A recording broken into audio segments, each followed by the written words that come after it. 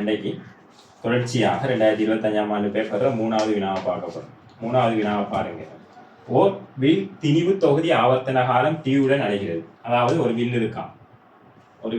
வில்லின் என்ன ஸ்ப்ரிங், என்ன சாதாரணமான ஒரு ஸ்ப்ரிங். ஒரு ஸ்ப்ரிங்கில் என்ன செஞ்சிருக்காங்க, ஒரு திணிவை இணைச்சிருக்காங்க. இது ஆவர்த்தன காலம் டியோட அலைதான்.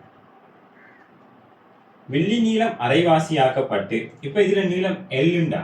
இப்போ என்ன செய்யறாங்கன்னா இந்த வில்லுட நீளத்தை அரைவாசி ஆக்குறாங்க. சரி, அரைவாசியோட குறையமாக இருக்கு, பிரச்சனை இல்லை. அரைவாசி அதாவது இது L/2. இன்னும் கொஞ்சம் பெருசாக்கிறேன். சரி, இது L/2 அரைவாசி ஆக்கப்பட்டு திணிவையும் அரைவாசி ஆக்குறாங்க. அதாவது திணிவு இங்க எம்ண்டா, இங்க திணிவையும் அரைவாசி ஆக்குறாங்க. ஆகவே இதுல இருந்து இதுக்கு மாத்துறாங்க. ஆக்கப்பட்டால் புதிய ஆவர்த்தன காலம் என்ன? புதிய ஆவர்த்தன காலம் என்ன என்பதுதான் கேள்வி. இப்ப சொல்லுங்க பார்ப்போம். ஆவர்த்தன காலம் என்பது 2π வர்க்க மூலம் m/k. k என்பது ஸ்ப்ரிங் கான்ஸ்டன்ட், ஸ்ப்ரிங் மாறிலின்னு சொல்றோம். ஆகவே இங்கே என்ன நடக்கும்? திணிவை அரைவாசி ஆக்கப்போல நமக்கு இது m/2 ஆகும். இங்க என்ன பிரச்சனையும் இல்லை. ஆனா k இருக்கு என்ன நடக்கும்? பை எப்போது மாறி. ஆனா k இருக்கு என்ன நடக்கும்?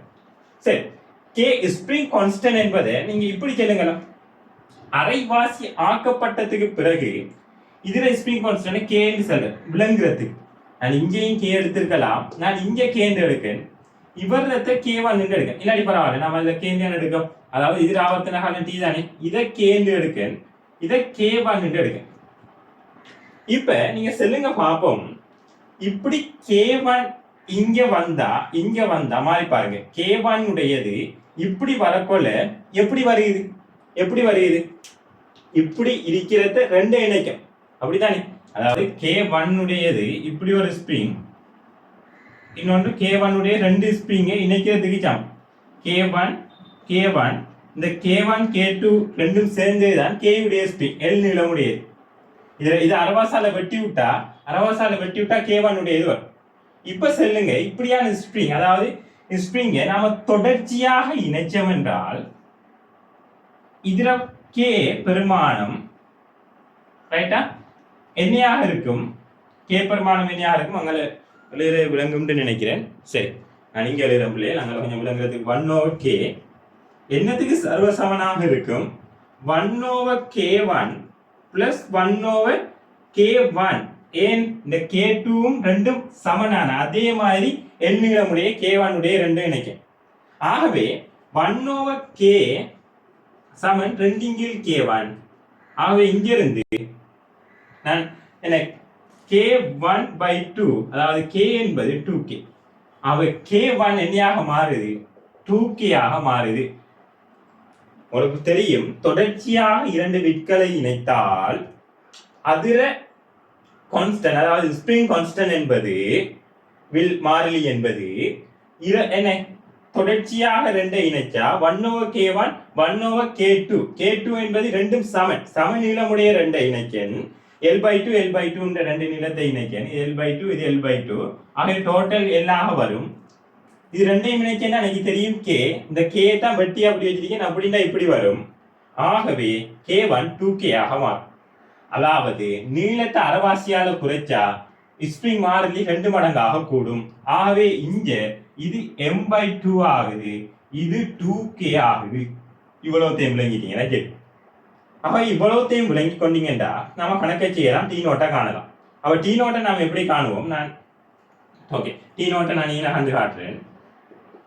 2π வர்க்க மூலம் m-க்கு பதிலா m/2, இங்க 2k. ஆகவே 2π m/4 வெளியில எடுத்தா 2, அந்த 2 நான் அரையாக இருக்கேன்.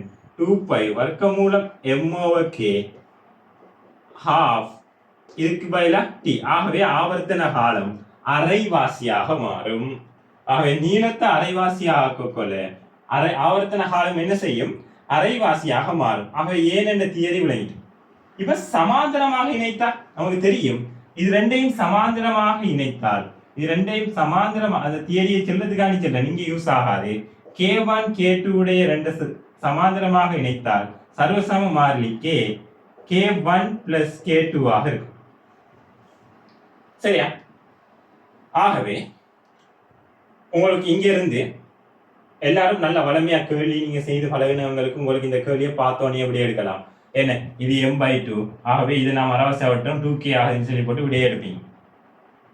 ஆனாலும் இந்த தியரி நமக்கு தெரிஞ்சிருக்கணும். தியரி தெரிஞ்சிருக்கிறார்கள் தான் அந்த இடத்துக்கு போகலாம். அப்ப எல்லாருக்கும் தியரி தெரிஞ்சிருக்கும்னு நம்புறேன். ஆகவே பிள்ளைகள் இரண்டாவது இந்த கேள்விக்கு உரிய விட என்னையாக இருக்கும்? விட முதலாவது விட. ஆகவே ஆன்சர் முதலாவது ஆன்சர். சரி பிள்ளைகள், அப்ப நம்ம 4வது கேள்வியில அடுத்த வீடியோல சந்திப்போம்.